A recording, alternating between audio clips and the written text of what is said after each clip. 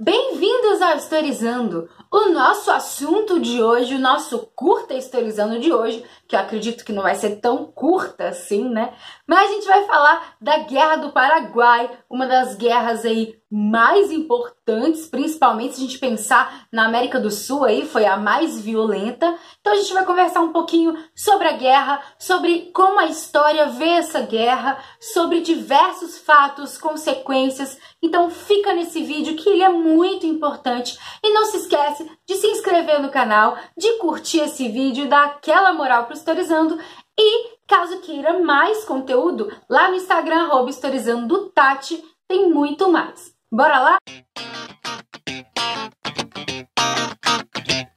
Para começar a falar da Guerra do Paraguai, a gente tem que entender o contexto, mesmo porque durante muito tempo historiadores e historiadoras tentam entender e compreender a fundo essa guerra. Não é uma guerra simples de saber aí as principais motivações. E no final desse vídeo, a gente vai conversar inclusive sobre as versões dessa guerra. Então, não se esquece de assistir até o final. Mas, falando desse contexto, a gente sabe que no século XIX, a gente tem as independências acontecendo na América.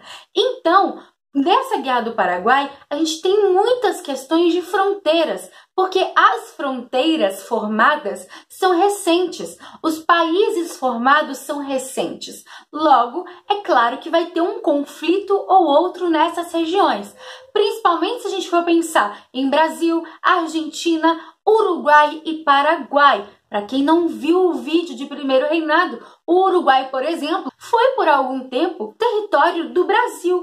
E aí, na Guerra da Cisplatina, no Primeiro Reinado, é que de fato tem a independência do Uruguai.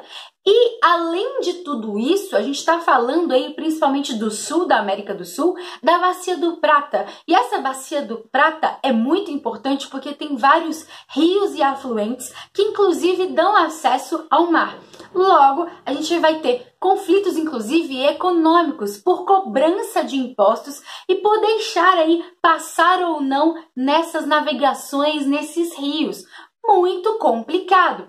Então, a gente chama essa região da Bacia do Prata de uma zona de litígio. Já ouviu falar nesse vocabulário?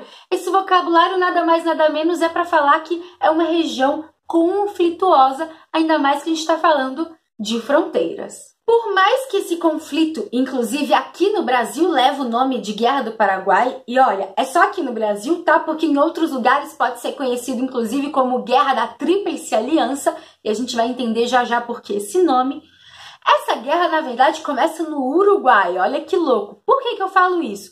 Como eu já disse, o Uruguai, a região do Uruguai, já foi território brasileiro. E por ter sido território brasileiro por algum tempo, é que muitos brasileiros moravam ali, muitos brasileiros tinham interesse ali, e é claro que o Império Brasileiro também sempre ficava de olho. Se engana você se acha que o Brasil era, o santinho da região. Mesmo porque, além de ter dimensões continentais, o nosso país exercia alta influência na América do Sul, e isso inclui, então, o Uruguai.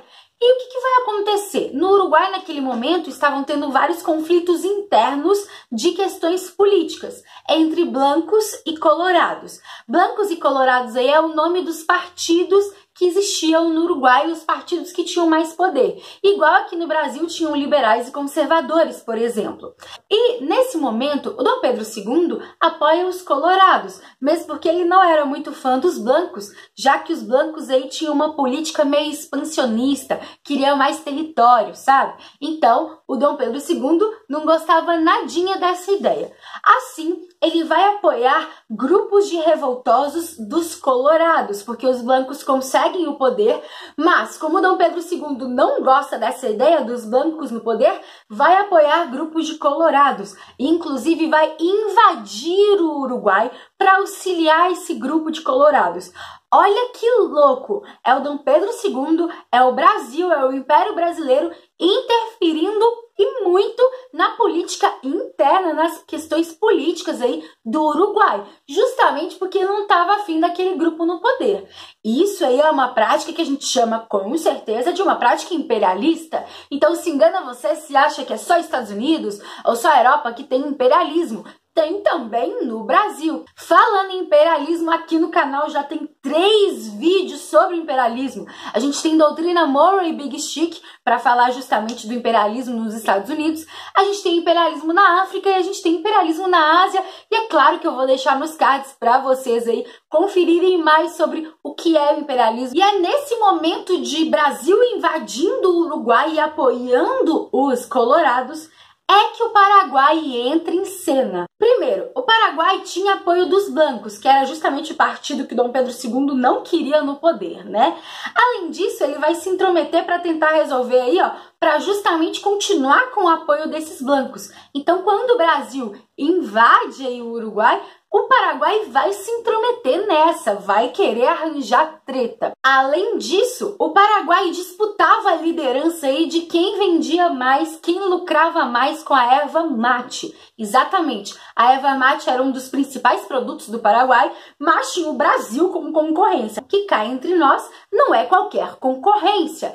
E nada mais nada menos que eles queriam uma saída para o mar. Então a gente tem Paraguai se intrometendo, a gente tem Paraguai querendo uma saída para o mar, Paraguai querendo disputar aí a liderança de erva mate e o Paraguai também sendo conhecido como um país que tem interesses econômicos muito fortes. A gente vai falar sobre isso no final do vídeo quando a gente conversar sobre as visões históricas. Muita gente aí fica colocando a Guerra do Paraguai em outros países lá na Europa, só que não. Lembrando que o Paraguai tinha uma liderança chamada Solano Lopes. E essa liderança não era nada mais, nada menos do que um presidente vitalício. Gente, presidente vitalício é um nome bonito para falar ditador. O cara tá ali, ó, a vida inteira mandando e não é uma questão igual ao Dom Pedro II, né, que é uma monarquia. Então, esse presidente vitalício, esse ditador aí no Paraguai, vai causar vários problemas.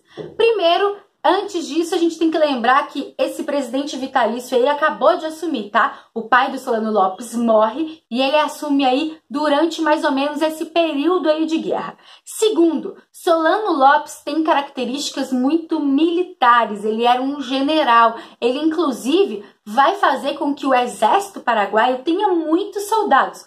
Gente, com relação a número na história, historiador não é fã de número, né? Mas brincadeiras à parte, é muito difícil a gente contabilizar número de soldados, número de mortos, número de tudo quando a gente fala de guerra, tá? É muito complicado, porque não necessariamente os registros oficiais é o registro de tudo, combinado?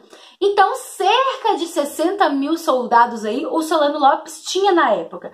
Para vocês terem uma ideia, juntando Argentina e Brasil, não dava 30 mil soldados antes da Guerra do Paraguai acontecer. Então, de fato, o Paraguai tinha essa vantagem de número no início do conflito. Falando em início do conflito, como eu disse, Solano Lopes começa a intrometer nessas questões aí Brasil-Uruguai e vai atacar o Mato Grosso, a região do Mato Grosso, que é uma região aí fronteiriça, que poderia dar acesso ao mar. Logo, ele vai atacar a região do Mato Grosso. Não satisfeito, ele vai querer atacar a região do Rio Grande do Sul, mas para isso precisa pedir aí para a Argentina. Ô, Argentina, deixa eu passar aí, ó, para atacar o Brasil. O que a Argentina vai falar? Nananina não. Mesmo porque a Argentina também não era fã dos blancos lá no Uruguai e por isso vai apoiar a iniciativa do Brasil de aí colocar os colorados no poder. Vai dar treta? Vai dar treta. Então, além de atacar o Brasil, Solano Lopes também declara guerra à Argentina. O cara tá se enrolando, mesmo porque essa invasão do Brasil aí, todos esses conflitos no Uruguai, vai conseguir tirar os blancos do poder e colocar os colorados. E os colorados são a favor de quem? Do Brasil. Então, olha que louco! Essa parte muita gente não entende, mas é fácil de entender. É só pensar, por que o Uruguai vai apoiar o Brasil na Guerra do Paraguai, sendo que o Brasil começa essa treta toda justamente invadindo o Uruguai? Vai apoiar porque é um novo governo e é o governo justamente que está ali no poder, graças também à invasão do Brasil. Então, os colorados no poder agora vai apoiar o Brasil. E aí é por isso que a gente tem o surgimento da chamada Tríplice Aliança. Cuidado que esse nome também aparece em outras guerras, mas Tríplice Aliança é um nome comum, né? Porque é uma aliança de 3. E quem são esses 3? Uruguai, Brasil e Argentina contra quem? Paraguai. acho que vai dar ruim, né? Porque mesmo o Paraguai tendo um número grande de soldados, a grana vai ser maior do lado da Tríplice Aliança, o número de habitantes é maior, né? Então dá para aumentar aí o número de soldados, investimentos, enfim, ficou pesado para o Paraguai. Como eu disse, o Paraguai começa com algumas vantagens, começa vencendo, mas é claro que vai ter um certo recuo aí ao longo da guerra, mesmo porque 1 contra 3, né? Vocês já sabem que é muito complicado, como eu já disse, e não só isso, mas até mesmo o isolamento aí do Paraguai complica a situação. Então a gente tem aí algumas batalhas que ficaram importantes. Como eu disse para vocês, teve a criação aí da Santa Aliança, isso acontece em maio de 1865, e em junho de 1865 a gente já tem uma batalha aí muito famosa, muito falada, que é a Batalha do Riachuelo, que vai ser um afluente aí do Rio Paraná, e nessa batalha a gente vê a força da Marinha Brasileira. O Exército Brasileiro não era lá essas coisas, né? Vai crescendo ao longo da guerra, mas a Marinha tinha uma força sim significativa e vai vencer com dificuldades o Paraguai, porém não conseguindo adentrar território paraguaio aí, sendo uma das maiores dificuldades nesse momento. A Tríplice Aliança tinha uma expectativa aí de que seria uma guerra rápida, de que se resolveria fácil e rapidamente, porém isso não vai acontecer, e aí isso, claro, vai gerar consequências, inclusive no final da guerra, né? Porque a imagem aí, por exemplo, Dom Pedro II vai ficar feia, vai ficar falada, porque essa guerra aí vai trazer muito prejuízo, muita morte. E aí, nesse crescimento do Exército Brasileiro, a gente tem que falar dos chamados voluntários da pátria.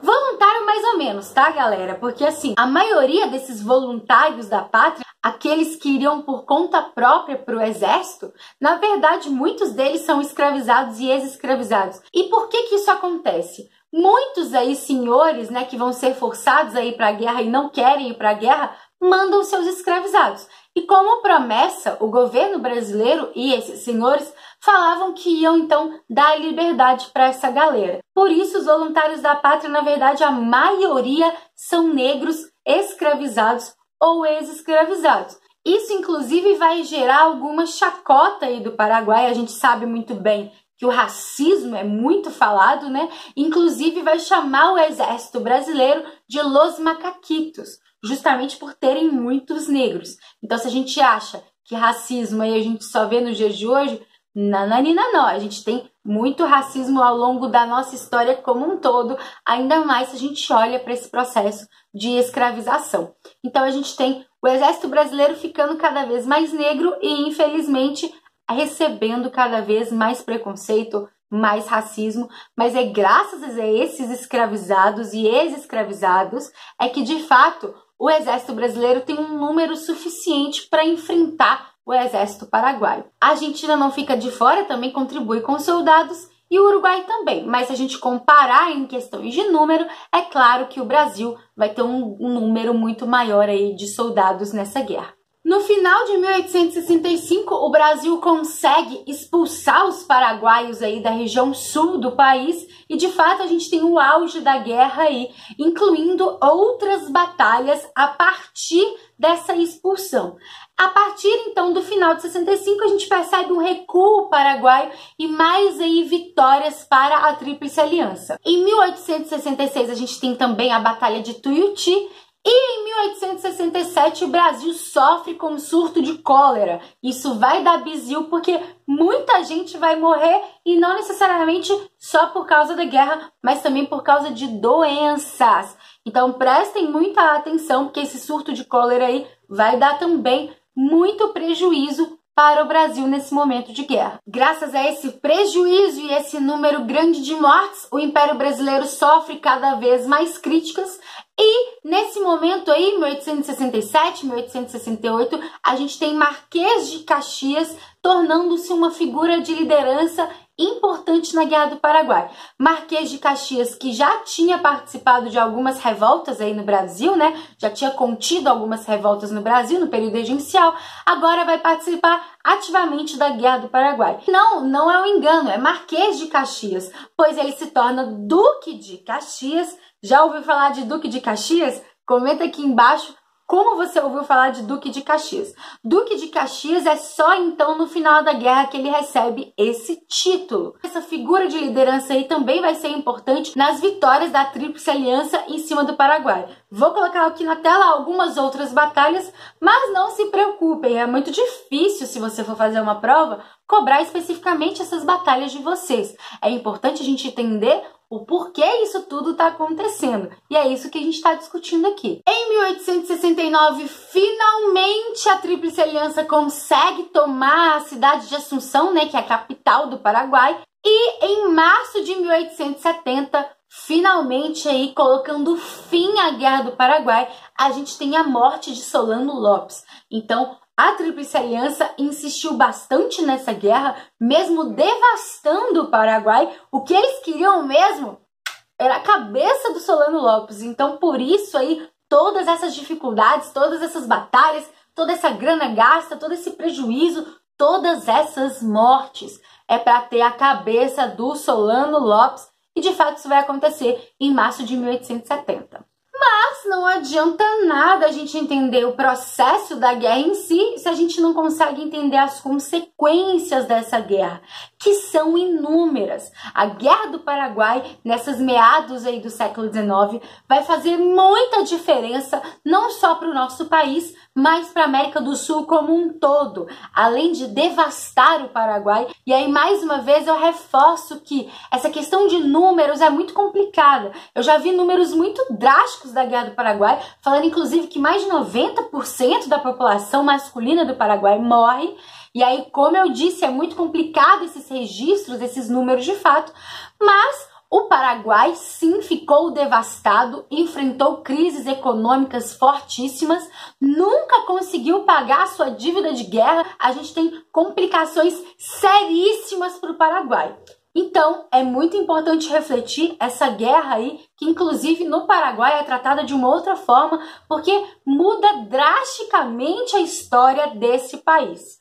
Mas não pense você que só porque o Brasil não teve a mesma destruição é que não teve mudanças significativas na nossa história graças a esse conflito, porque tiveram sim. A Guerra do Paraguai vai ser o início do fim do período imperial brasileiro.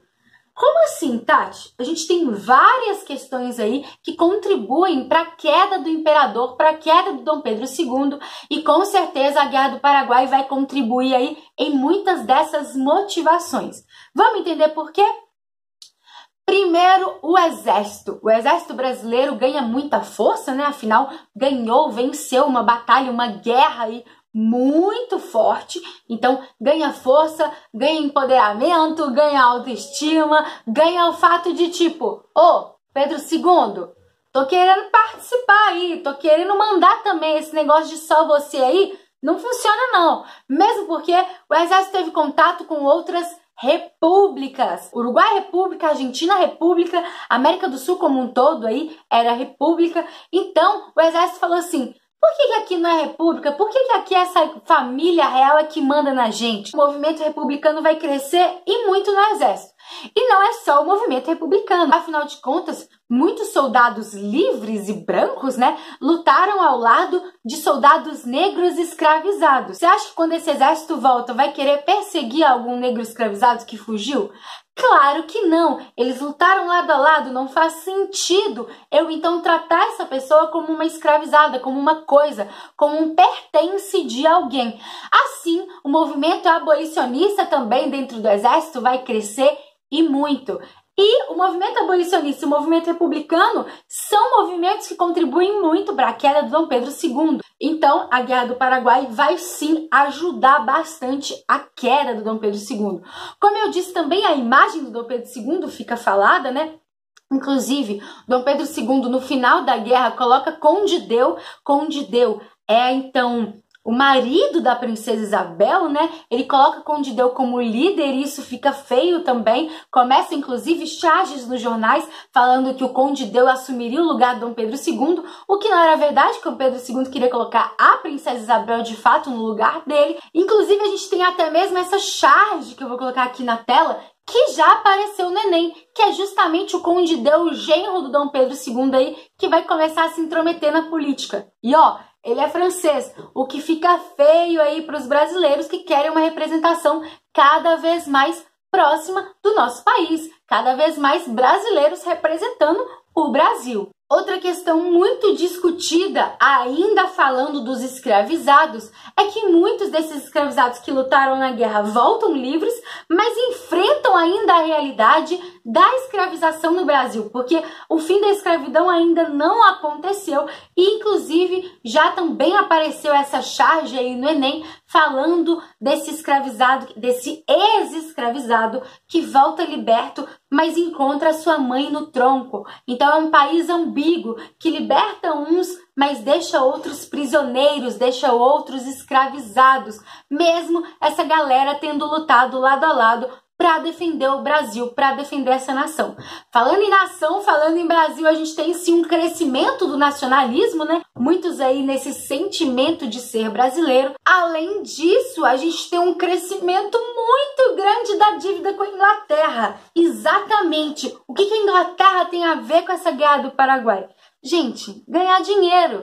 A Inglaterra vai emprestar dinheiro para a Tríplice Aliança e a Tríplice Aliança vai então crescer essa dívida bastante aí com a Inglaterra. É essa a participação da Inglaterra na Guerra do Paraguai. Emprestar dinheiro, lucrar em cima desse conflito.